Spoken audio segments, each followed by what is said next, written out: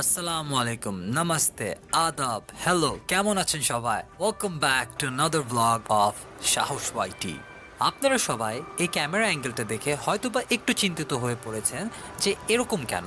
কথায় আছে না যে উপরওয়ালা দেতা হ্যায় তো ছাপ্পার ফার কে দেতা হ্যায়। সো ঠিক তেমনি যখন ভালো কিছু দেয় তখন অনেক ভালো কিছু দেয়, আর যখন খারাপ কিছু দিতে হয় তখন অনেক কিছু হয়। আসলে কি হয়েছে কি, আমার পিসির একটু ঝামেলা চলছিল। এই দেখ দেখ দেখ দেখ দেখ দেখ দেখ হঠাৎ করে এই যে মানে এই যে যে ব্রিজের মধ্যে যে ইয়েগুলো রেলিং এর মতো দেওয়া থাকে না মাটিতে, এখান থেকে সাইড থেকে অলরেডি 2-3 প্লেট গায়েব। আই মিন বাংলাদেশের মানুষেরাও পারে রে বাবা। আচ্ছা, যেটা বলছিলাম, যেহেতু কন্টেন্টটা আপলোড করতে হবে, সো সেক্ষেত্রে অ্যাকশন ক্যামেরাটা ইউজ না করে মোবাইল দিয়ে করে ফেলি। আর আজকের ব্লগটা একটু ডিফারেন্ট হবে। এটা শুধু বাইক রাইড হবে না, এটা লাইফ রাইড। জি হ্যাঁ, একটু কনফিউজিং, বাট আমি ক্লিয়ার করছি। আজকে কিছু আমাদের ডেইলি লাইফে যেসব জিনিস ঘটে সেসব জিনিস নিয়ে আমরা কথা বলবো। একটু ইনফরমেটিভ হতে পারে, একটু পার্সোনাল অ্যাটাক হতে পারে, একটু আই মিন অনেকে অফেন্ডেডও হতে পারে, but then again if the shoe fits then be the Cinderella. Never mind, আমি কি বলেছি আমি নিজেও জানি না, বাট ওকে। আজকের রুটটা হচ্ছে উত্তরা থেকে গাজীপুর, তারপর একটু কোর্ট কাছারিতে যেতে হবে। হ্যাঁ হ্যাঁ বাবা, ভয় পাওয়ার কিছু নেই, আমি ক্রিমিনাল না, জাস্ট নাগরিক। বাংলাদেশে কোর্ট মানেই মনে হয় ছেলেটা কিছু তো একটা করেছে, কিন্তু ভাই ঠিক মতো বাঁচতে গেলেও কাগজপত্র লাগে। बात तो सही है। আজ কথা হবে কমিটমেন্ট, সম্মান, রেপুটেশন আর জীবনটা আসলে কিভাবে ফুলে ফুলে বাঁচতে হয় সেসব বিষয় নিয়ে। আমি সবসময় বলি ফাস্ট চালানো মানে স্মার্ট না, বাঁচলে তবেই তো গন্তব্য। নিজে বাঁচবো, অন্য কেউ বিপদে ফেলবো না, এটাই মিনিমাম কমিটমেন্ট। কিন্তু কিছু কিছু ভাইরা আছেন যারা ইন্ডিকেটর দিলে মনে করে বাইকের ইজ্জত কমে যায়, এটার জন্য তারা প্রয়োজনই মনে করে না যে ইন্ডিকেটর দিতে হবে। আর ভুলবশত যদি আপনারা ইন্ডিকেটর দিয়ে দেন, সেক্ষেত্রে পিছনে যারা থাকে তারা ওগুলো দেখেই না, দেখেও না দেখার ভান করে হুট করে ওভারটেক করার চেষ্টা করে। স্পেশালি যখন ইন্ডিকেটরটা অন হয়ে যায় তখন তো মনে হয় তাদের গাড়ির বা বাইকের বা অন্য কিছুর যাই থাকুক না কেন সব কিছুর হর্স পাওয়ার বেড়ে যায়। চলে আসছি কোর্টে। এই জায়গাটায় আসতে কেউই শখে আসে না, কিন্তু ভাই জীবনে ক্লিন থাকতে চাইলে এই জায়গাগুলোকেও রেসপেক্ট করতে হবে।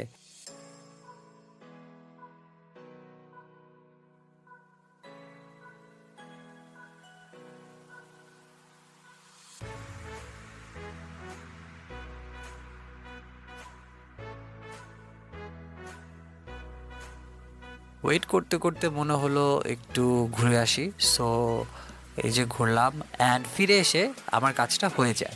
কাজ শেষ, এখন পেটের কমিটমেন্ট।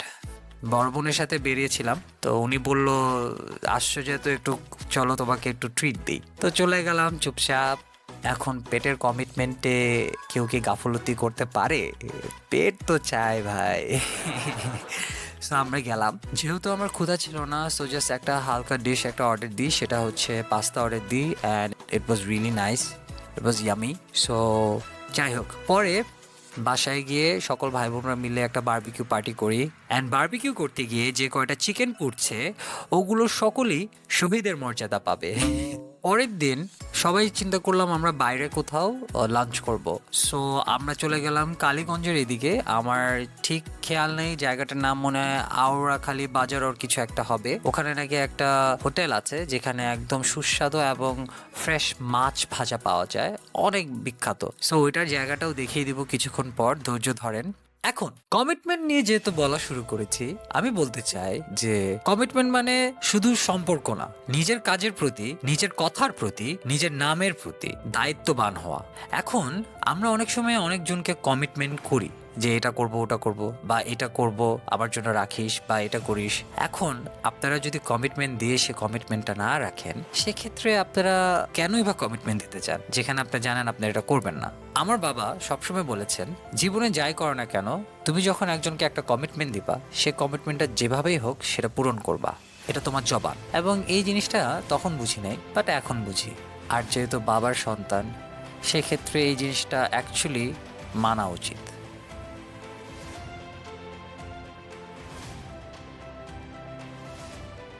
এই যে চলে আসলাম সেই হোটেলটিতে, আমি কখনো খাইনি, বাট আমার মা খেয়েছিলেন এবং খুব প্রশংসা করেছিলেন। অ্যান্ড ওনার কথা শুনে তখন মনে হয়েছিল যে স্বাদে কোনো ফিল্টার নেই, ভালোবাসা ফুল এইচডি মোডে, মানে এরকম অবস্থা। তো দেখা যাক। খাবার খাওয়া শেষ, এখন রওনা দিয়েছি। খাবারটা বেশ ভালো ছিল। ছবি তুলতে ভুলে গিয়েছি, but then again when you're living the moment you forget to capture it. So yeah.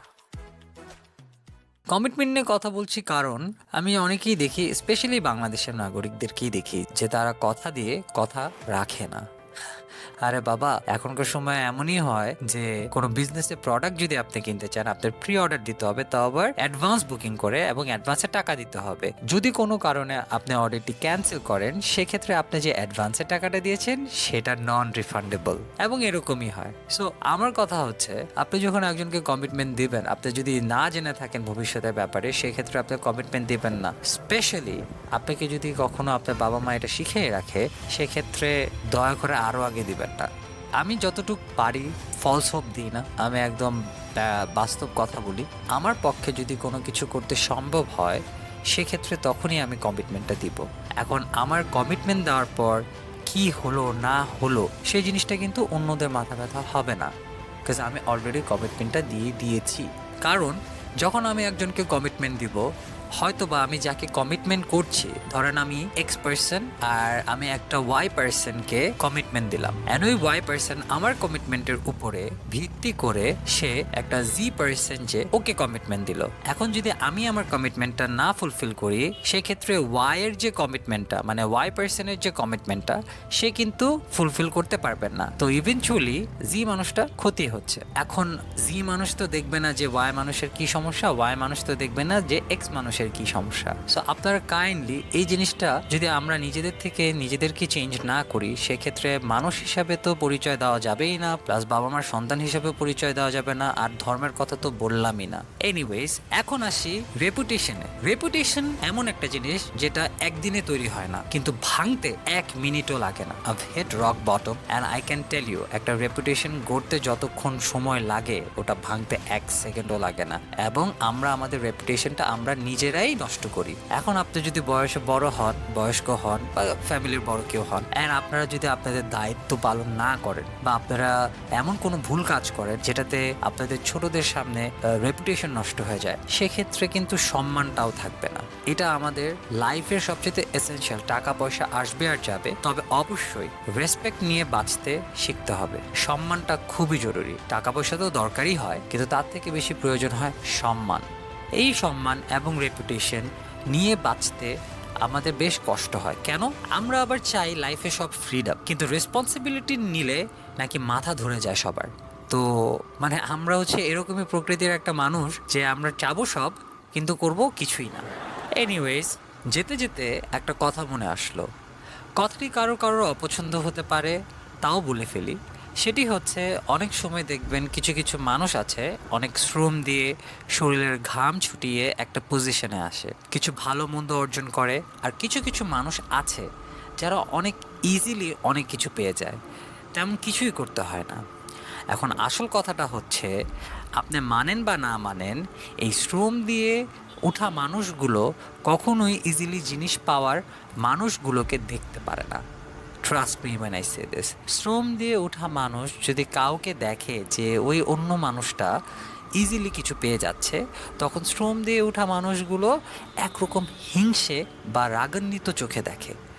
আমি জানি না এটা কেন হয়, বাট এটা হয় বাবা, এটা রিয়ালিটি। অথচ মানুষগুলো বুঝেই না যে যার কপালে যা লেখা থাকে সেটা ঘটবে। অ্যাজ আ রেজাল্ট, মানুষগুলোর উচিত, সকলের মানুষের উচিত, বাট স্পেসিফিক্যালি ওইসব মানুষ, ওই শ্রমদা মানুষগুলোর উচিত যে সকলের জার্নিতে সাপোর্ট দিয়ে জীবনে আগানো এবং দোয়া করে যেন সকলেই ভালোভাবে জীবনযাপন করতে পারে।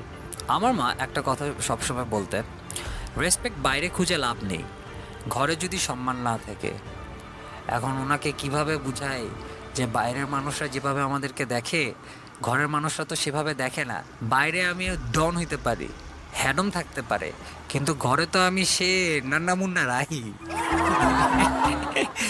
সো এনিওয়েজ, এটা হচ্ছে টোটালি একটা ডিফারেন্ট একটা কনসেপ্টে একটা কথা বলে ফেললাম, বাট ইয়া, হঠাৎ মনে পড়লো তো কি আর করবো, সো বলে ফেললাম।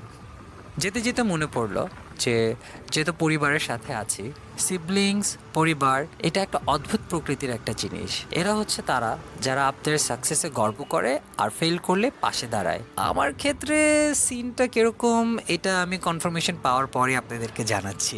কি করবো, এখনো তো সাকসেস পাই নাই।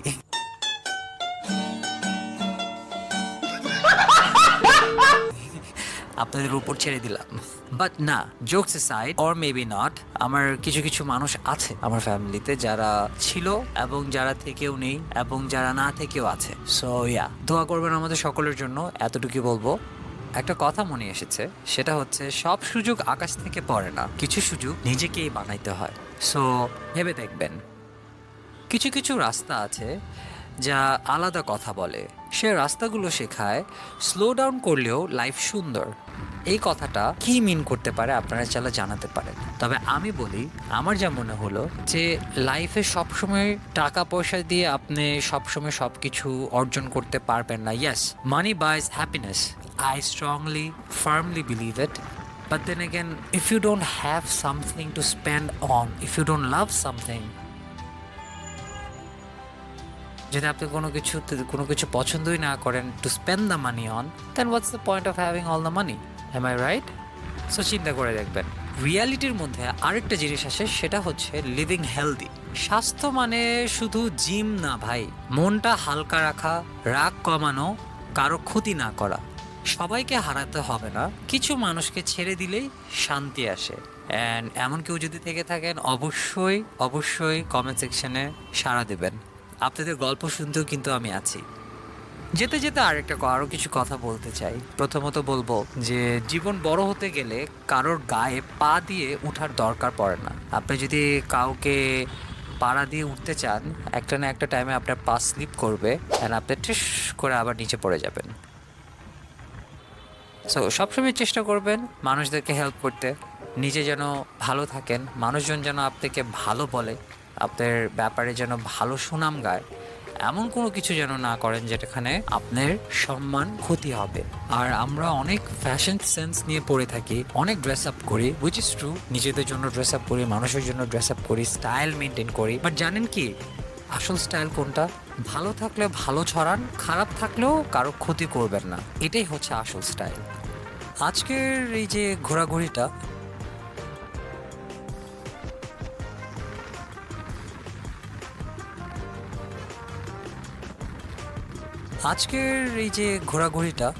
এই ঘোরাঘুরিটা আজকে আমাকে অনেক কিছু আবার মনে করিয়ে দিল। সেটার মধ্যে একটি হচ্ছে যে লাইফ মানে শুধু গন্তব্য না, পথে কেমন মানুষ ছিলাম সেটাই আসল।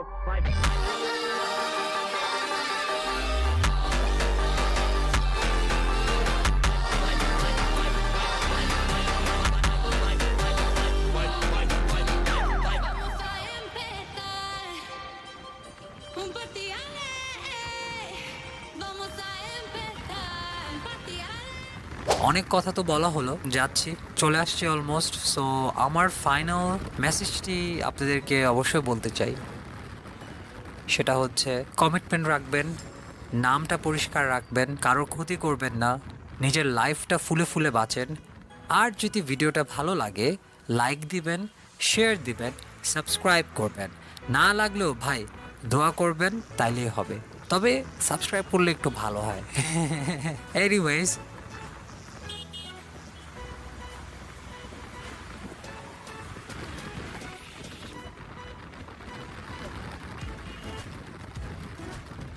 আজকের ব্লগটা এই পর্যন্তই, দেখা হবে অন্য কোনো এক ব্লগে। So till then safely ride করবেন, helmet on, attitude off. And always remember, in terms of speed, 0 to 100 is not important. 100 to 0 is important. No cup jump, ride safe. Adios.